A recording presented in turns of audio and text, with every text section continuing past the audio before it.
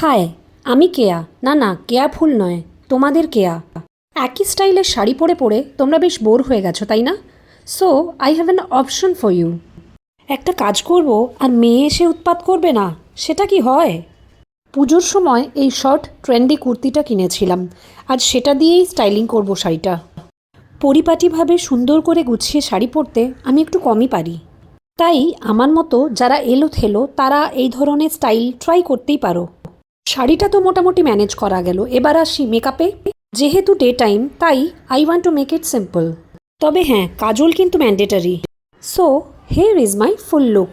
Now I am good to go. अंदाज मेरे तेरे मस्त मस्त दो नैन मेरे दिल का ले गए चैन मेरे दिल का ले गए चैन तेरे मस्त मस्त दो नैन